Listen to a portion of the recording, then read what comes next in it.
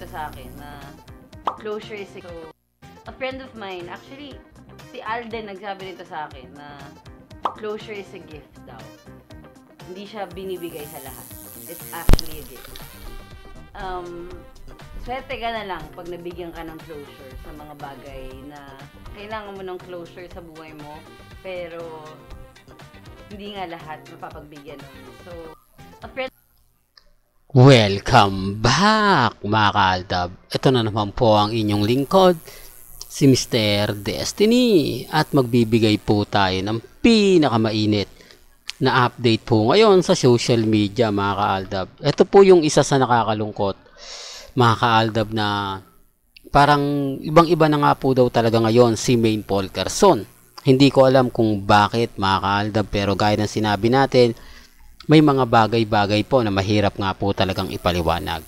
Sa video po na unang nakita nyo kay Mikey Quintos mga kaaldab o Mickey Quintos, hindi naman lingid sa inyong kaalaman na si Mickey Quintos ay talaga nagkaroon ng hidden desire o talagang desire kay Alden Richards, na kung saan nga po talaga nagkaroon ito ng issue na sumabay din to si Sanya Lopez pero mas maingay po si Sanya Lopez. Parang kay Mickey Quintos akala niya talagang papatulan siya ni Alden Richards. Bakit nga po ba hindi?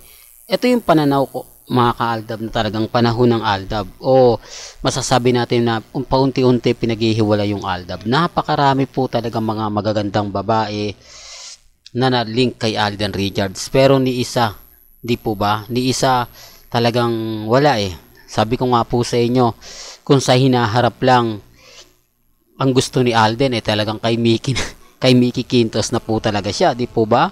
Bukod sa mas sexy na talaga napakaganda malaki pa yung hinaharap. Real talk to mga kaaldab. Pero gaya na sinabi ko, iba po talaga si Alden Richards. Kaya nga po medyo nagkakaroon ng, alam nyo na, ng konting issue kay Alden at kay Mickey, na talagang nagkaroon naman po ng closure, di po ba? Sabi nga po niya, big gift na talaga yun di po ba? Although maingay kasi Boy Abunda nga po yan di po ba? Alam nyo naman po kapag may mga bagay-bagay na interview si Boy Abunda talagang pinagpepiestahan po, di po ba?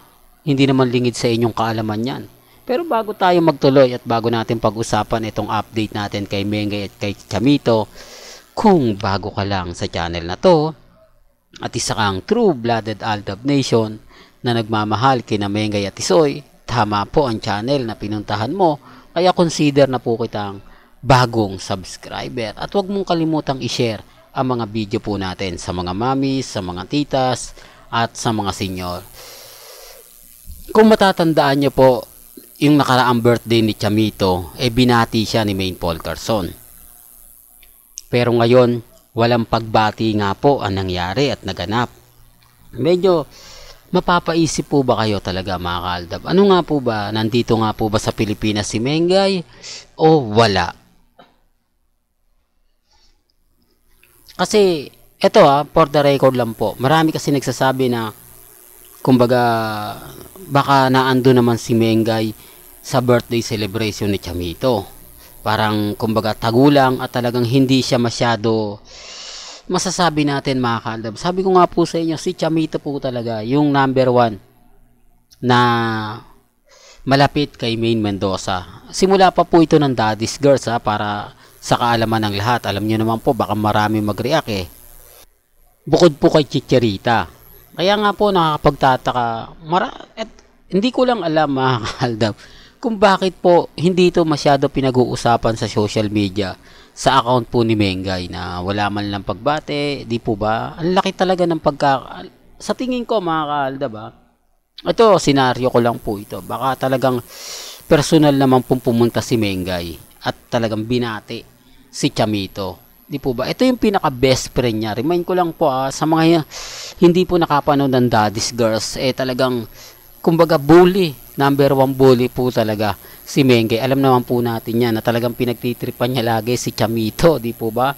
Yung main goal season 1 hanggang season 3. Kaya imposible po, di po ba, na makalimutan mo o hindi mo batiin ang taong inaasar mo lagi, ang taong kumbaga natutuwa ka kapag kumbaga, di po ba, kahit naman po makita nyo yung ano nilang segment ng flight attendant, di po ba, marami pong natuwa doon, maraming, kumbaga, kitang-kita nyo naman po yung aura ni Mengay, di po ba, sinasabi ko lang po ito para po sa kaalaman ng lahat, wala naman pong pilitan ha, hindi naman po ako namimilit, kumbaga kung ano po sa tingin po ninyo, kung fake news po ako, nire-respeto ko po kung ano man po yung paliwanag nyo rito. Basta sa akin lang, mga kaaldab, mapapaisip po kayo sa mga pinapaliwanag ko. Di po ba? Hindi ko man po makuha yung simpatya na gusto po ninyo.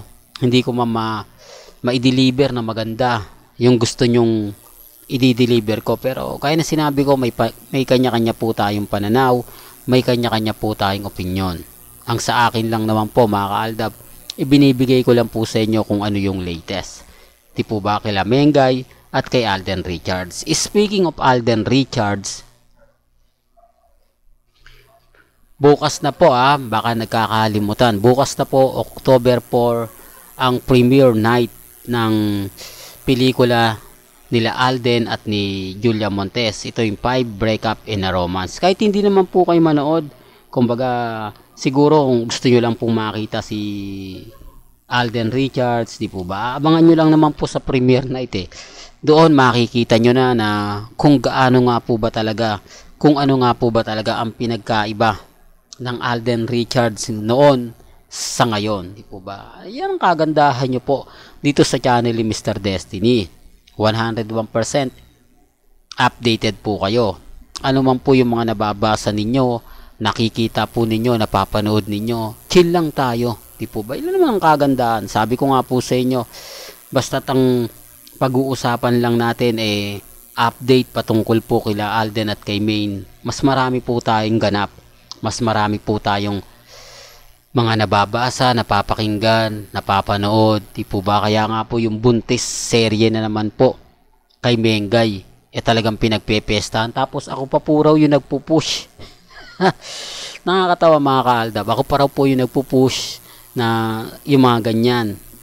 Okay lang mga kaaldab. Sabi ko nga, dito nyo po malalaman kung sino yung biter. Alam nyo sa totoo lang, pabor ba sa akin? Siyempre hindi. Di po ba? Kasi alam naman natin kapag ka nagbuntis nga po si Mengay, matik na yan. Di po ba? Tapos ibibintang nila, ako daw po yung nagpapasimuno. Grabe, di po ba? Gawain nila tapos ibibintang sa akin. Ibibintang nila para mas safe, di po ba? Siyempre, mas marami magagalit sa akin na Aldab Nation, sasabihin nila, naku, ikaw pa Mr. Destiny nagpapakalat. Akala ko ba Aldab Nation ka? Akala ko ba mahal mo sila Mengay at si Alden tapos ikaw pa yung nagpapakalat ng ganyan, di po ba? Sinasabi ko lang po ito para lang po sa kaalaman ng lahat. Lalo na po sa mga dumadaan at bumibisita sa channel natin. Ako 101% Aldab ako. Walang iwanan. Hanggat na andyan po kayo, hanggat nananatili po kayo matatag at kampante, hindi po ako bibitiw. Real talk to mga kaaldab, kung ano po yung pinagsamahan natin noong 2015, wala pong nagbago.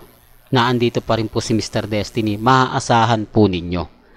Well, hanggang dito na lang po yung updates natin kaya kung gusto nyo pa po ng pinaka-latest at sariwang update, abay tutok lang po kayo dito sa channel ni Mr. Destiny para updated po kayo sa mga latest at sa mga bagong video po na ilalabas po natin maya-maya lang. Hanggang sa muli, salamat po sa panonood at pakikinig.